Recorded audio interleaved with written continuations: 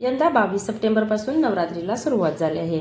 या दिवसांमध्ये देवीच्या 9 रूपांची पूजा केली जाते। सोबतच या दिवसात कन्यापूजनाला देखील विशेष महत्त्व आहे।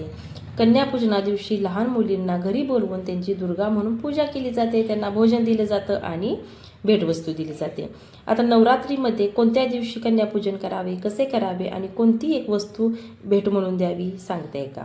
नवरात्रीमध्ये अष्टमी तिथीला कन्यापूजन करावे। ज्या मुलींचं वय 10 वर्षापेक्षा कमी आहे अशा मुलींना घरी बोलवून त्यांचे पूजन करायचं आहे।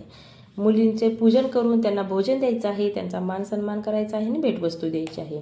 असं केल्यामुळे घरामध्ये सुखसमृद्धी येते असं मानण्यात येतं। जेव्हा आपण कन्यापूजन करतो तेव्हा मुलींना त्यांच्या आवडीच्या वस्तू देतच असतो। सोबतच आपण जेव्हा आदिशक्ती म्हणून त्यांचं पूजन करतो तेव्हा एक महत्त्वाची वस्तू तुम्हाला द्यायची आहे। ती वस्तू म्हणजे नारळ आहे। श्रीफळ हे दिलंच गेलं पाहिजे। त्यावरती एक नाणं ठेवून मुलींना हे भेटवस्तू म्हणून द्यायचं आहे।